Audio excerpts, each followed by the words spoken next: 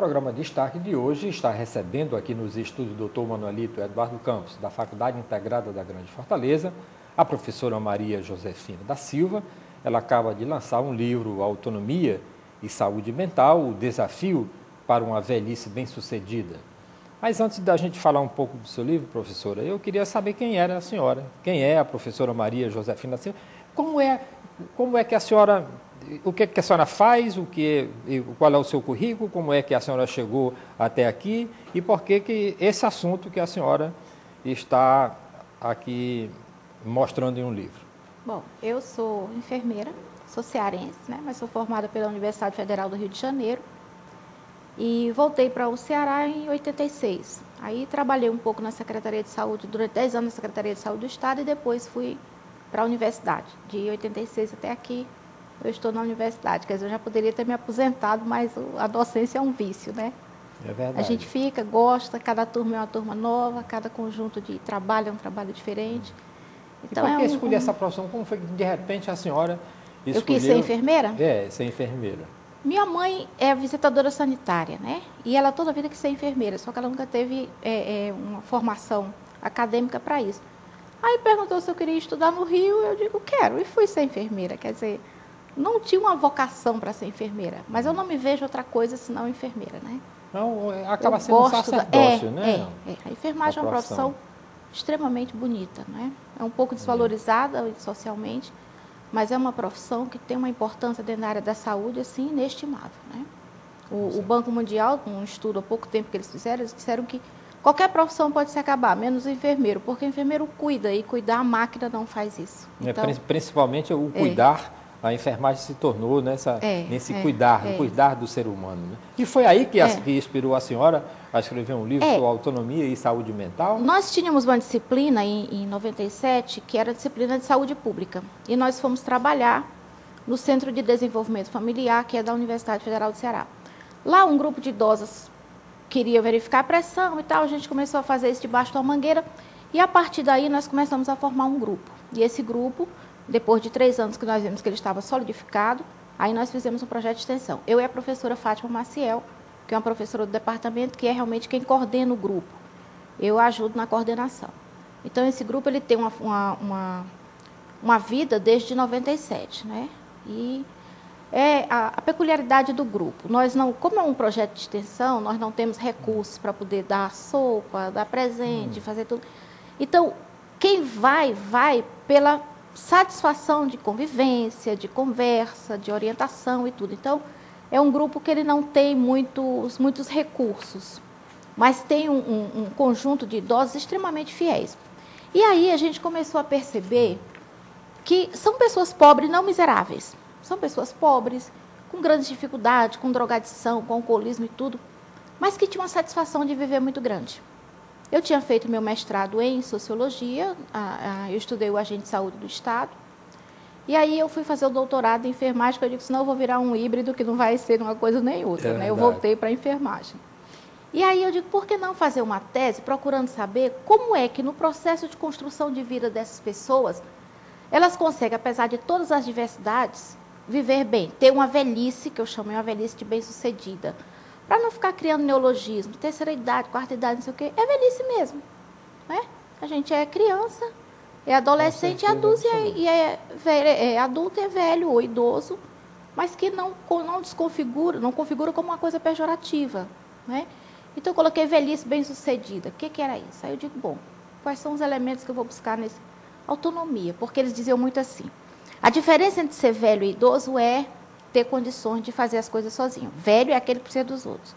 Idoso é quem faz sozinho. Então, o conceito é autonomia.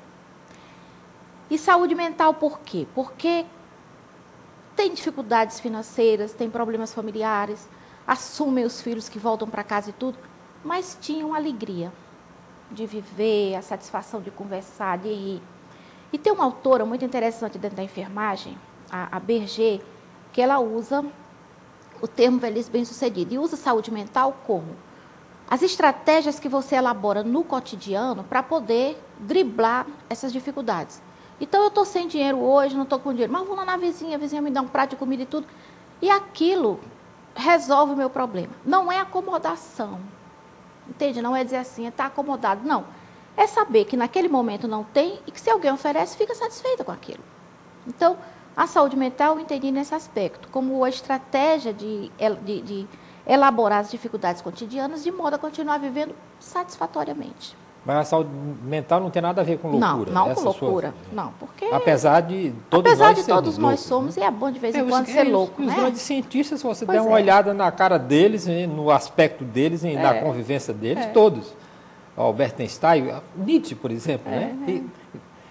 E os gênios da humanidade, nesses momentos de loucura, quem disse que os grandes criadores, né?